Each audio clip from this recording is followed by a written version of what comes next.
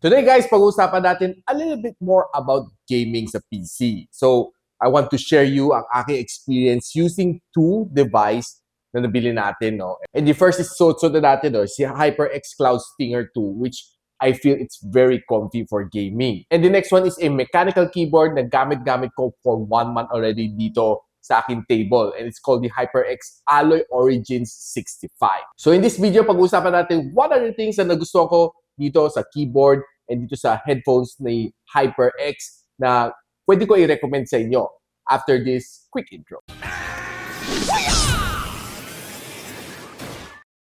So hi guys, ako si Rich the Gadget Sidekick and welcome back to my channel. So ito ang packaging ni HyperX Alloy Origin 65. And it's a petit na keyboard na 65% lang siya ng kabuang keyboard na nakikita nyo karaniwan. And meron siyang premium na double shot PBT na keycaps. And makita natin it's a red switches dito na nakasulat.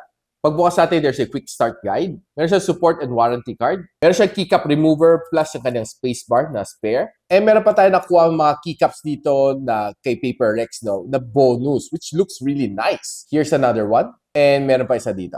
Ito naman ang packaging ni HyperX sa Cloud Stinger 2. And here are some quick specs na makita natin. It is DTS Headphone X na spatial audio.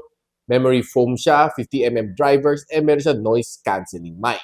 Inside this one, we have the quick start guide, warranty card, and meron siyang 2 years na warranty na kailangan nyo i-activate using ito activation code niya sa likod na kailangan mo i-scratch. Meron din siya adapter na kasama sa loob. Now, first things first, what I like about this one is magandang finish. Carbon fiber finish siya, and it looks really nice. Very gamer-centric siya.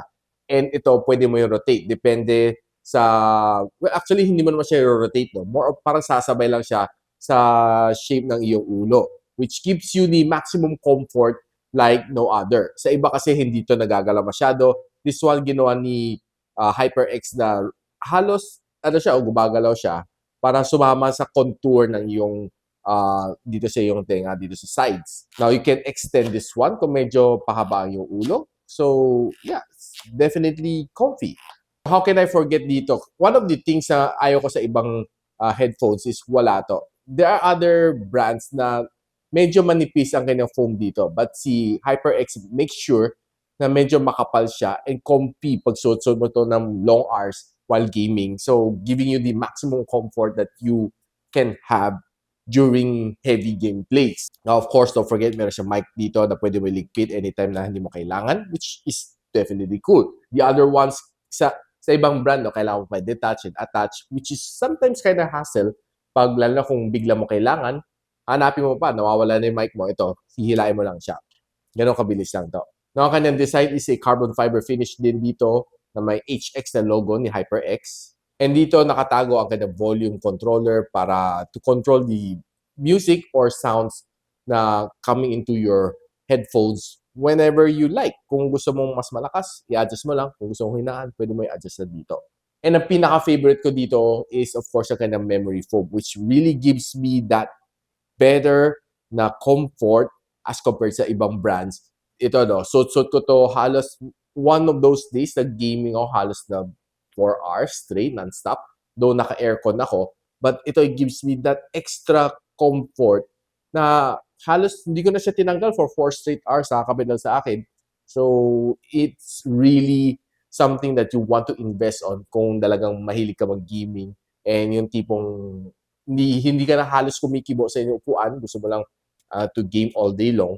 I think this is definitely a memory foam na is very comfy para sa mga heavy gamers. Now, let's talk about itong keyboard naman. Si HyperX Alloy Origins, it gives me that yung keyboard design na 65% ng isang normal keyboard. Now, if you're somebody na medyo hindi ganun kalaki ang yung table, yung gaming table, you would really appreciate this kasi parang kino-compact niya yung keyboard into a size na would benefit your table. Kasi parang hindi masyadong makain sa space ng yung table. You can put other things on your table.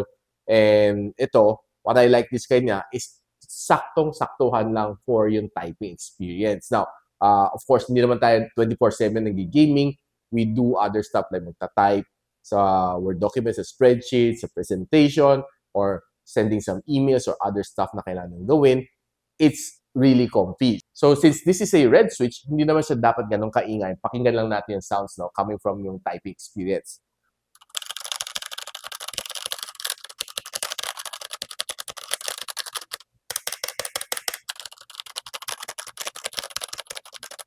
So quite quiet naman siya. And what's nice is yung typing experience niya is very nice and smooth naman. And especially pagdating sa gaming, mafe-feel mo talagang suabe siya. One of the things na gusto rin sa kanya is maliwanag ang kanyang RGB. Unlike other keyboard na medyo mahina ang kanyang RGB, ito, pag medyo madilim, makita mo ang ganda ng pagkailaw dito sa kanya, which gives me that, yung satisfaction, kumbaga, sa RGB, no? Lalo kung medyo madilim, pinatay ko mga ilaw dito, and just simply some RGB lights over there sa aking table, makita mo ang ganda ng liwanag dito sa keyboard na ito. Guaranteed. So since itong microphone na ito, meron siyang noise cancelling na technology. So let's just simply record a quick video with itong as my microphone, no? And so I'll be using si Obsbot Tiny 2 as my video camera. So subukan natin. So guys, right now I'm using the HyperX Cloud Stinger 2 to record this audio, and together with it is I'm using the Obsbot Tiny 2 to take this video. And right now I can say that the video is definitely clear. This is just a quick preview of what you can expect from the Obsbot Tiny 2, and I'm pretty sure that you'll be liking it once I make a full review of this web camera, and of course recording using the HyperX Stinger 2, and I can say that the audio is quite good, and well, it's a little bit there's quite some noise here on my background from the electric fan. I can see that the noise cancelling here is quite active, and yeah, it helps me cancel out the sounds that is a little bit annoying here. So you can see that this Obsbot is tracking me wherever I go. This is probably one of the best things that you would like from this camera, and recording at 4K, the quality is definitely nice. Back to you. So napakinggan natin yung quality ng audio recorded using itong microphone na ito. I would say na ang ganda. It's quite clear, crisp, and what's really nice is yung mga background noise dito sa likod ko, medyo nawala. Kasi active ang kanyang noise cancelling. So expect yung mga medyo, siguro yung mga tipong marites, hindi nila mag-drown out tong ng microphone na ito, but yung mga tipong ingay ng aircon, ingay ng electric fan, and some other noise na kaya i-cancel itong microphone nito. Except siguro si Marites. Now, right now, let me take you for a quick spin sa gaming, and I'll tell you aking experience using itong keyboard to and yung sounds na nafe-feel ko from itong headphones na ito.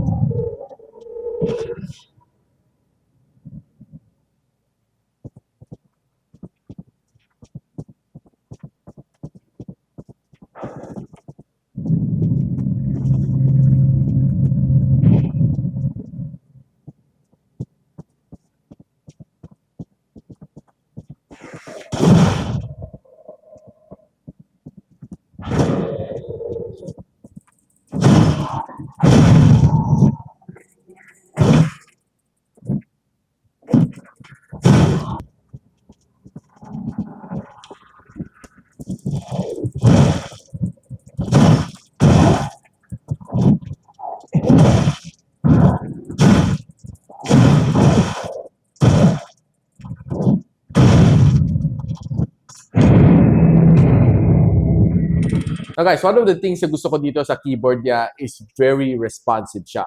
The way that I'm playing, very comfy sa aking daliri, especially when I'm playing for siguro mga 2-3 hours straight non-stop. And right now, I'm playing si Lies of P, which is one of my go-to game itong second half of the year. Now, I also played some games like si Doom and also si Cyberpunk. And I can say itong keyboard, the HyperX, is really one of the better keyboards na na-try ko for this year. Responsive. The way na binibigyan sa akin ng comfort during gameplay is probably one of the better ones na na-try ko for this year. And of course, ito si HyperX na Cloud Stinger 2. Very comfy and mafe-feel mo, no, talagang when you're playing Lies of P, yung sounds niya talagang ramdam na ramdam mo. Feeling mo parang very immersive. It's just like parang nandun ka sa scene niya, which gives you a little bit more of yung extra kick and excitement during gameplays, which is definitely something na nagusto ko dito sa HyperX na Cloud Stinger 2. Now guys, if you're interested to know kung saan nyo pwede mabili ito, HyperX na Alloy Origins na 65, link on the description, as well as itong gamit natin, no, na si HyperX Cloud Stinger 2. I'll be posting everything on the description box below kung saan sila pwedeng mabili locally. Now, if you like this video, guys, don't forget to like, subscribe, of course, hit nyo yung bell icon para hindi nyo ma-miss mga future uploads here for my channel. And so, ako para si Richmond, and you're watching Gadget Sidekick. What's up? Like and subscribe to my channel. Don't forget to hit that notification bell. For one of my latest uploads, click the dito. And for one of my popular uploads, click here.